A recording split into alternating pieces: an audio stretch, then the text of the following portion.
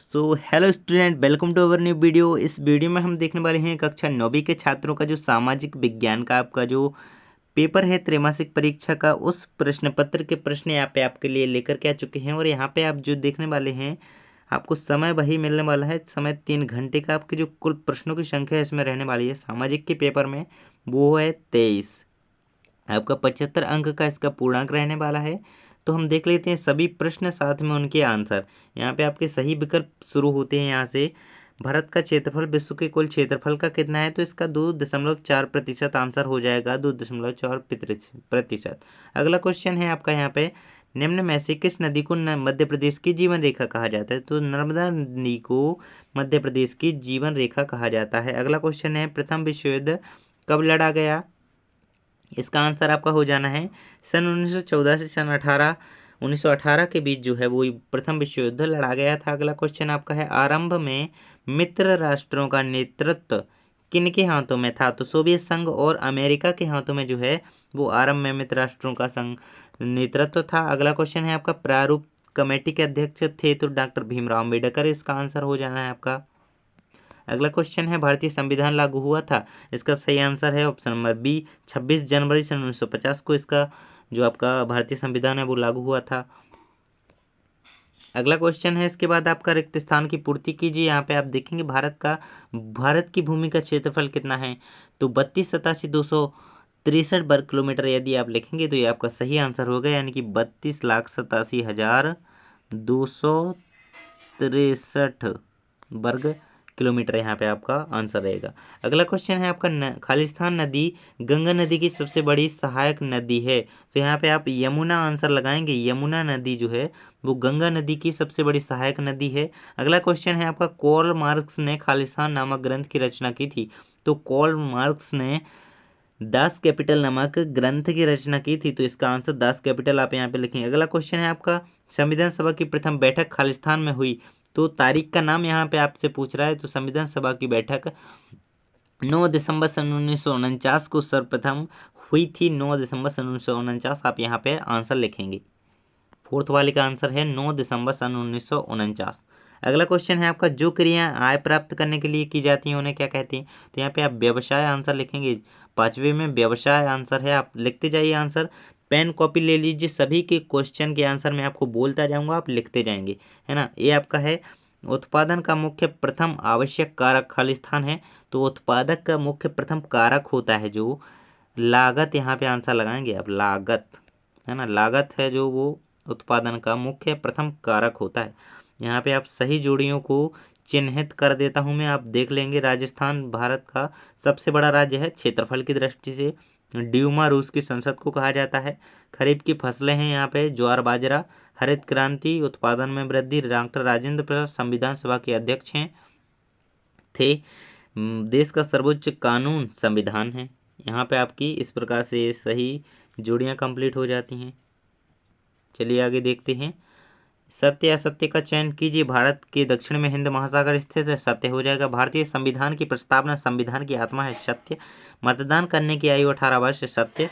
भूमि मानवकृत संसाधन है, असत्य हो जाएगा। अगला है आपका, 6 से 14 वर्ष के स्कूली बच्चों की शिक्षा में सर्व शिक्षा अभियान एक महत्वपूर्ण कदम है, सत्य हो जाएगा। शिशु मृत्यु दर से अभिप्राय 1 वर्ष से कम आयु के शिशुओं की मृत्यु से है, असत्य। यहाँ पे इस प्रकार से आपके जो है वो सत्य सत्य हो जाना है, सत्य सत्य सत्य असत्य सत्य असत्य। पहला क्वेश्चन है आपका यहाँ पे, एक वाक्य में हीराकुंड बांध किस नदी पर है? महानदी इसका आंसर लगाए। महानदी पे हीराकुंड बांध स्थित है या निर्मित है। अगला क्वेश्चन है, धर्मनिरपेक्षता क्या है? तो धर्मनिरपेक्षता वह एक ऐसी विचारधारा है जो कहती है कि धर्म को किसी देश की सामान्य राजनीतिक और सामाजिक गतिविधियों में शामिल नहीं किया जाए, यही धर्मनिरपेक्षता है। यानी कि धर्म को किसी भी प्रकार से कोई कार्यक्रम हो रहा है, जैसे कि सामाजिक कार्यक्रम या राजनीतिक गतिविधियां हैं कोई, इनमें शामिल ना किया जाए, यही धर्मनिरपेक्षता है। तो यहाँ पे आप लिख लेंगे सेकंड का आंसर। जो मैं बोलता जाऊँ सभी के आंसर लिखते जाइए, पेन कॉपी आप लेके रखिए हाथ में, लिखते जाइए। अगला है, लोकसभा के सदस्यों को क्या कहा जाता है? तो सांसद है, सांसद कहा जाता है लोकसभा के सदस्यों को, सांसद। अगला क्वेश्चन है आपका, पालमपुर की एक गैर कृषि क्रिया का नाम लिखिए। तो पशुपालन इसका आंसर आप लिख देंगे। पालमपुर की एक गैर कृषि क्रिया का नाम पशुपालन। वयस्क मताधिकार क्या है? 18 वर्ष से अधिक के उम्र के व्यक्तियों को मतदान करने का अधिकार है, इसे ही वयस्क मताधिकार कहा जाता है। यहाँ पे आंसर लिख लेंगे आप इसका। 18 वर्ष से अधिक के महिला एवं पुरुष को जो है वो मतदान करने का अधिकार प्राप्त है, इसे वयस्क मताधिकार कहा जाता है, लिख लीजिए। अगला क्वेश्चन है आपका, भारत के स्थलीय पड़ोसी देशों की संख्या कितनी है? तो भारत के स्थलीय पड़ोसी देशों की संख्या यहाँ पे 7 है। यहाँ पे आपको आंसर लिखना है 7। तो उनके नाम यदि आप लिखना चाहें तो चाइना, पाकिस्तान, भूटान, नेपाल, बांग्लादेश, म्यांमार, इस प्रकार से आप यहाँ पे लिख सकते हैं। अगला क्वेश्चन है आपका, भारत के केंद्र शासित प्रदेशों के नाम लिखिए। 2 अंकीय क्वेश्चन है आपका। चलिए मैं इसका आंसर बोल देता हूँ, आपको आंसर लिख लेना है जो मैं बोल रहा हूँ। देखिए इसका आंसर हो जाएगा आपका, भारत के जो केंद्र शासित प्रदेश हैं वो हैं दिल्ली, चंडीगढ़, दादर नगर हवेली, अंडमान निकोबार द्वीप समूह, लक्षद्वीप, पुडुचेरी, दमन और दीप एंड लद्दाख। ये सभी आपको नाम लिख लेना है, सातों के सातों, है ना। आपको ये 8 जो नाम मैंने बोले हैं भारत के केंद्र शासित प्रदेशों के नाम, इसमें अभी ये सभी जुड़ चुके हैं। जो भारत के केंद्र शासित प्रदेश हैं दिल्ली, चंडीगढ़, दादर नगर हवेली, नाम लिखते जाइए आप जो बोल रहा हूँ मैं। अंडमान निकोबार और लक्षद्वीप, पुडुचेरी, दमन और दीव, लद्दाख, यहाँ पे आपके आंसर हो जाते हैं भारत के केंद्र शासित प्रदेशों के नाम। अगला क्वेश्चन है आपका, कर्क रेखा भारत के कौन कौन से राज्यों से होकर के गुजरती है? यहाँ पे इसका आंसर लिखेंगे, भारत के 7 राज्यों से होकर के कर्क रेखा गुजरती है।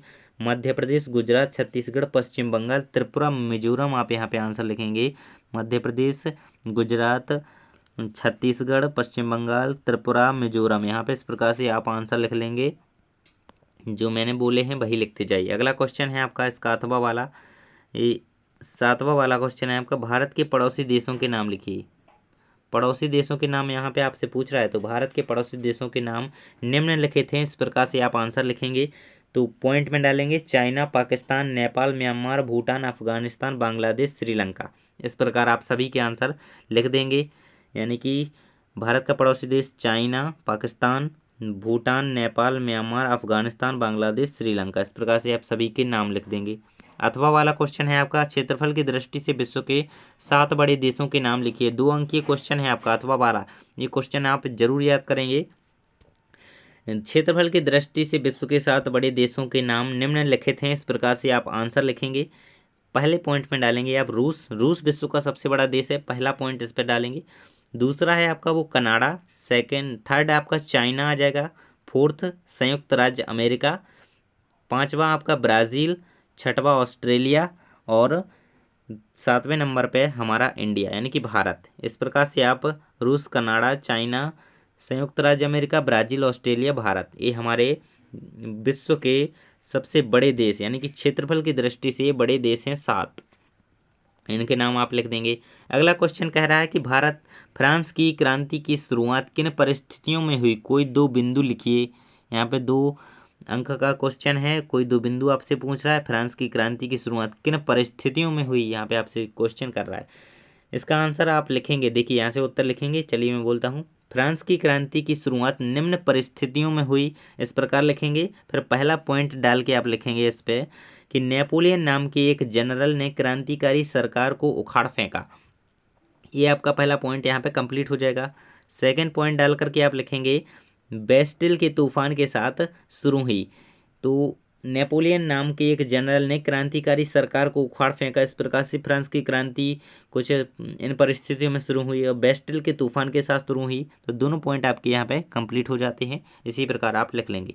अगला क्वेश्चन है इसी के अथवा में आपसे पूछ रहा है, प्रथम विश्व युद्ध का रूस की क्रांति पर क्या प्रभाव पड़ा? इसका अथवा का क्वेश्चन लिखेंगे आप कि प्रथम विश्व युद्ध का रूस की क्रांति पर क्या प्रभाव पड़ा। चलिए आंसर लिख लेते हैं। उत्तर में लिखेंगे, क्रांति के अधिकार में निरंकुश तंत्र सत्ता में बैठने की शक्ति का नियंत्रण होता है। इस स्थिति में जो परिवर्तन हुआ है ना, ऐसे कई परिवर्तन हुए जिसका जो प्रथम विश्व युद्ध था इसका यही रूस की क्रांति पर प्रभाव पड़ा कि निरंकुश तंत्र सत्ता में बैठने की शक्ति का नियंत्रण होता है। इस स्थिति में ऐसे कई परिवर्तन हुए, तो इस प्रकार आप आंसर लिख देंगे। अगला क्वेश्चन है आपका प्रश्न क्रमांक 9, खूनी रविवार की घटना क्या थी? 2 नंबर का क्वेश्चन है आपका, वेरी वेरी मोस्ट इंपोर्टेंट, खूनी रविवार की घटना। इसका आंसर आप लिखेंगे यह घटना जो है वो 22 जनवरी सन 1905 को रूस की जार सेना ने क्या किया था कि शांतिपूर्ण तरीके से रह रहे मजदूरों तथा उनके परिवारों के एक जुलूस पर गोलियां बरसाई थीं। ये हम आंसर लिख रहे हैं। 22 जनवरी सन 1905 की घटना है। रूस की जार सेना ने शांतिपूर्ण मजदूरों तथा उनके परिवारों को के एक जुलूस पर गोलियां बरसाई थीं, जिससे कई यानी कि जिस कारण से हजारों लोगों की मृत्यु हो गई थी, हजारों लोगों की जान चली गई थी। चूंकि इस दिन रविवार था, इसलिए यह खूनी रविवार की घटना के नाम से विख्यात है या जानी जाती है या ऐसे कहा जाता है। इस प्रकार आप इसका आंसर लिख लेंगे, खूनी रविवार की घटना। अगला क्वेश्चन है इसका अथवा अथवा क्वेश्चन है, रूसी क्रांति के प्रमुख कारणों में से कोई दो कारण लिखिए। 2 अंकीय क्वेश्चन है। रूसी क्रांति के कारण निम्नलिखित हैं। इस प्रकार आंसर लिखेंगे। पहला पॉइंट डाल के आप लिखेंगे आगे कि रूस की जनता में यहूदी, पोल, किन, उज्बेक, तातार, कजाक, रूसी आदि जातियों के लोग थे। इनकी भाषा व रस्म रिवाज भिन्न भिन्न थे। अलग अलग रस्म रिवाज होने की वजह से, अलग अलग धर्म होने की वजह से अलग अलग जातियां थीं, तो इनमें मतभेद था। इसी कारण रूसी क्रांति स्टार्ट हुई। तो एक पॉइंट तो हमारा ये हो जाएगा। सेकेंड पॉइंट में आप लिखेंगे 1905 में रूस जापान युद्ध हुआ था, जिसमें रसिया की पराजय हुई थी। तो ये भी एक बहुत बड़ा कारण रहा रूस की क्रांति का। तो यहाँ पे आप इस प्रकार से 2 कारण लिख देंगे कि अलग अलग धर्म, अलग अलग जातियाँ, अलग अलग रस्म रिवाज की वजह से रूसी क्रांति हुई।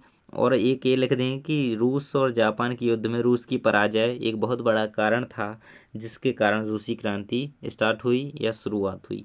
अगला क्वेश्चन है आपका क्वेश्चन नंबर 10 है, मित्र राष्ट्र देश कौन कौन से थे, नाम लिखिए। 2 अंकीय क्वेश्चन है यहाँ पे आपका। मित्र राष्ट्र देशों के नाम लिखने हैं यहाँ पे। तो मित्र राष्ट्र देशों में यहाँ पे 5 देशों को शामिल किया गया था उस वक्त पे। उसमें था आपका पहला इंग्लैंड आप लिखेंगे, दूसरे पॉइंट में जापान लिखेंगे, थर्ड में अमेरिका लिखेंगे, फोर्थ में फ्रांस लिखेंगे, 5 में है रूस लिखेंगे। तो 5 देश हो जाते हैं आपके, इंग्लैंड, अमेरिका, जापान, फ्रांस और रसिया। तो इस प्रकार से आप 5 ये देशों के नाम लिखेंगे। ये मित्र देश थे 5 उस समय के, इंग्लैंड, अमेरिका, फ्रांस, जापान, रूस। और आपका अथवा 12 क्वेश्चन है, युगफोक क्या था। युगफोक का आंसर आपको लिखना है। देखिए यहाँ पे आप देखेंगे, युगफोक जो है वो 14 वर्ष से कम आयु के जो बच्चे हुआ करते थे, युगफोक उनका एक नात्सी युवा संगठन था। उसे युगफोक के नाम से जाना जाता था। यहाँ पे आप आसानी से याद कर सकते हैं, जो 14 वर्ष से कम उम्र के बच्चे होते थे, उनका एक संगठन था जिसे युगफोक कहा जाता था, जिस संगठन का नाम था नात्सी युवा संगठन। यहाँ पे आप आंसर याद कर लेंगे। अगला क्वेश्चन आपका क्या कह रहा है, लोकतंत्र क्या है। लोकतंत्र का अर्थ आपसे पूछ रहा है, तो इसका आंसर लिखेंगे, लोकतंत्र को लोगों की शक्ति के रूप में माना जा सकता है, अतः शासन करने का एक तरीका है जो लोगों की इच्छा पर निर्भर करता है। या फिर आप अब्राहम लिंकन के द्वारा अनुसार जो उनकी परिभाषा है लोकतंत्र की, वो आप लिख सकते हैं कि जनता का जनता के द्वारा जनता के लिए शासन। लोकतंत्र क्यों आवश्यक है, आपसे अथवा में क्वेश्चन कह रहा है। देखिए 2 अंक की क्वेश्चन ही है, लोकतंत्र क्यों आवश्यक है। लोकतंत्र एक प्रकार की शासन व्यवस्था है जिसमें व्यक्तियों को समान अधिकार प्रदान किया जाता है। यह शासन प्रणाली लोगों की सामाजिक, राजनीतिक एवं धार्मिक स्वतंत्रता प्रदान करती है, और यही कारण है लोकतंत्र इसलिए आवश्यक है। एक देश की जो स्थिति होती है, इस एक देश की जो आर्थिक स्थिति होती है, पूरे देश की जो प्रशासन होती है, उस बागडोर को चलाने के लिए लोकतंत्र आवश्यक होता है, क्योंकि समान अधिकार देना लोगों को, समान सभी शासन प्रणाली, सामाजिक, राजनीतिक, धार्मिक अधिकार उन्हें प्रदान करना, इसीलिए लोकतंत्र आवश्यक है। अगला क्वेश्चन है आपका, डेमोक्रेसी क्या है। तो जनता का जनता के लिए, जनता का जनता द्वारा जनता के लिए शासन। इसका आंसर आप यही लिख देंगे, अब्राहम लिंकन के अनुसार डेमोक्रेसी का अर्थ होता है जनता का जनता द्वारा जनता के लिए शासन, यही डेमोक्रेसी। यहाँ पे लोकतंत्र आपका हो जाता है। अगला है, लोकतंत्र क्यों आवश्यक है। यहाँ पे यही क्वेश्चन है। देखिए लोकतंत्र क्यों जरूरी है, इसका आंसर हम देख चुके हैं। चलिए अगला क्वेश्चन हम देख लेते हैं, संविधान क्या है। संविधान एक देश का सर्वोच्च कानून होता है, जिसके अनुसार देश के समस्त जो कानून हैं वो प्रशासन है वो चलता है, जिसमें सत्ता को सही ढंग से चलाने का के नियम बनाए जाते हैं ताकि सत्ता का दुरुपयोग न किया जा सके। इसे ही संविधान कहते हैं। देखिए लिखेंगे, संविधान देश का सर्वोच्च कानून है। यदि कहा जाए तो संविधान एक किसी गणतंत्र राज्य का प्रशासन चलाने का आधार है, जिसमें सत्ता को सही ढंग से चलाने के नियम हैं ताकि सत्ता का दुरुपयोग रोका जा सके।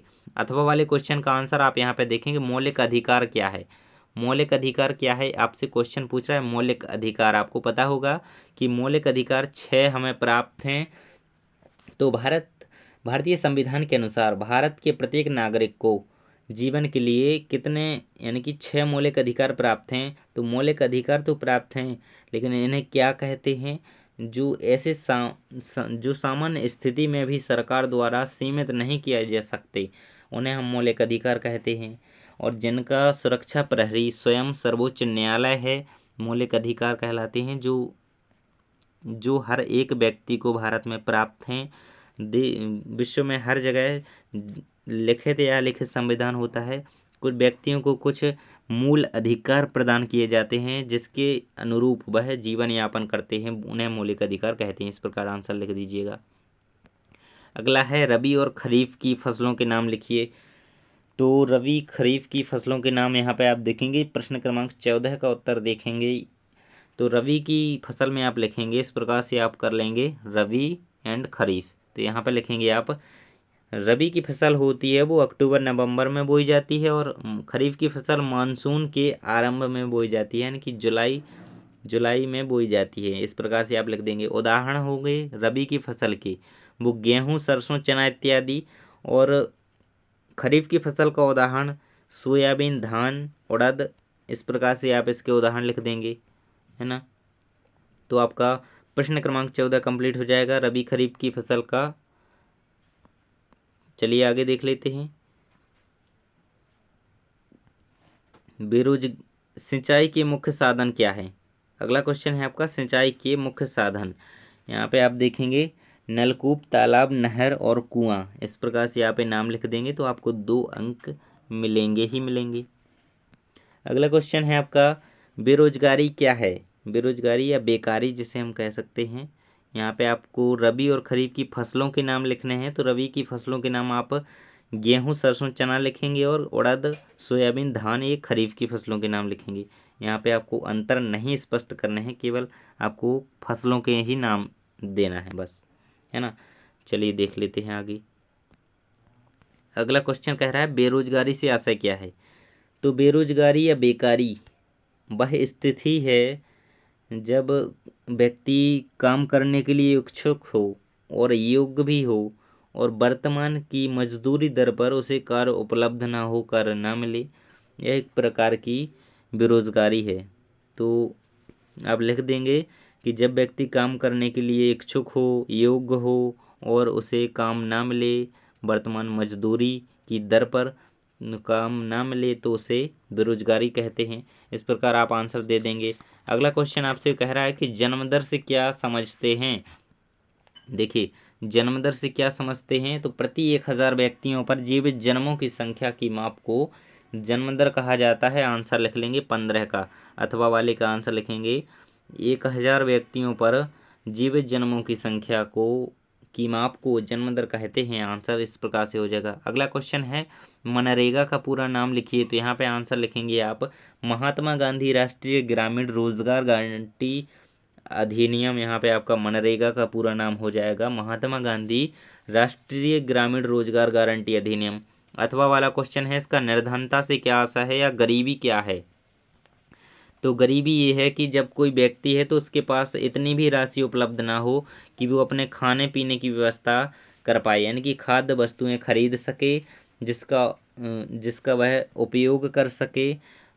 तो यही जो अवस्था होती है, वो जो व्यक्ति अपने खाने की पूर्ति भी पूरी नहीं कर पाता, जिसे निर्धन कहते हैं, और उसके निर्धन होने की इस अवस्था को निर्धनता कहा जाता है। चलिए आगे देख लेते हैं। भारत की कोई 2 मीठे पानी की झीलों के नाम लिखना है। तो पहला लिखेंगे आप भारत की 2 झीलों के नाम लिखना। पहला बूलर झील है जो जम्मू कश्मीर में है, और दूसरी डल झील है जो कि यह भी जम्मू कश्मीर में स्थित है। यहाँ पे बूलर और डल ये दोनों झीलें हैं जो मीठे पानी की हैं और दोनों जम्मू कश्मीर में हैं। पहले का नाम लिखेंगे बूलर झील और दूसरे का डल। इस प्रकार से कंप्लीट हो जाएंगे। गंगा नदी की प्रमुख सहायक नदियन के नाम लिखना है आपको। गंगा की प्रमुख सहायक नदियाँ कौन कौन सी हैं? तो यहाँ पे यमुना, सरयू, गंडक, कोसी, महानदी, सोन, राम गंगा, ये आपकी गंगा की प्रमुख सहायक नदियाँ हैं। इनके नाम आप लिख देंगे तो ये कंप्लीट हो जाएगा क्वेश्चन आपका। गंगा की प्रमुख सहायक नदी यमुना, गंडक, कोसी, महानदी, सोन, राम गंगा, सरयू इत्यादि। इस प्रकार से आप आंसर लिख देंगे।